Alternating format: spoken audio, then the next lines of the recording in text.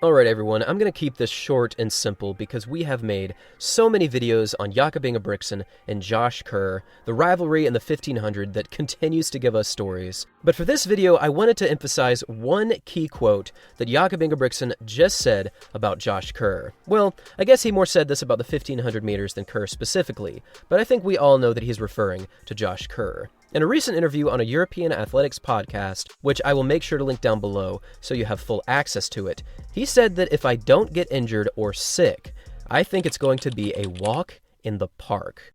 In a way, this is even more dramatic than when he said that he could beat Kerr blindfolded, because this kind of statement comes after Josh Kerr had one of the most impressive indoor seasons of all time for a middle-distance athlete. This also comes after Kerr dropped a 1:45 for his outdoor debut in the 800, which is objectively a solid time over the 800 meters. If Ingebrigtsen can actually execute this kind of walk-in-the-park performance in the 1500, then he simply has to be in world record shape right now. I just don't see any other way that you could talk with this much confidence without outright lying. But this is kind of the mind games that we have gotten used to over the previous few months, and it kind of hit my brain in a rather weird way. Because for Jakob Ingebrigtsen, who still has yet to race in 2024, to say something like this is honestly kind of crazy. Now, I'm sure that Jakob is getting his fitness higher, and I'm sure that he is getting ready to race in this year's pre-classic, but it just doesn't make sense to hear something like this.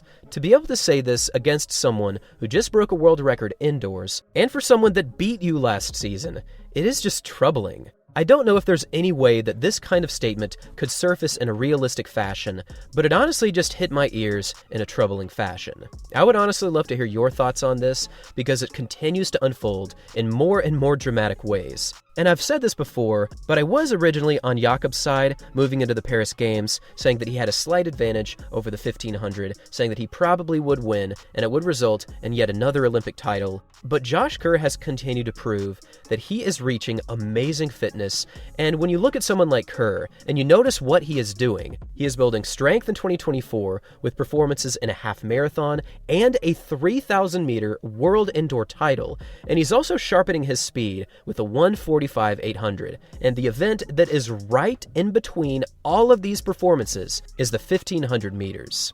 I think that with right pacing and a good kick once again, Josh Kerr is going to get well under 3:28 in 2024. I would love to see a 1500 race between these two, but for now we're going to get to watch them race over the 1-mile distance at the pre-classic. There have been so many new announcements with great rivalries at this year's pre-classic, from the running, jumping, and throwing events. But with this new statement, I am yet again reinvigorated with excitement moving into this year's season, and it is going to be very, very interesting and perhaps somewhat weird when Jakob and Kerr finally do race, because there has been so much back and forth, and there has been so much weird smack talk that I don't even know what to think anymore. I would love to hear your thoughts on this, and I would love to hear your predictions on who you think will win in this year's Olympic Games. Also, I'm going to link Let's Run's forum post of this exact topic in the description down below, because there are a lot of very interesting takes on this forum, and there's some agreeing with Jakob, some disagreeing. Either way, it's a good back and forth, so make sure to check that down below. Thanks for watching, everyone, and as always, until next time.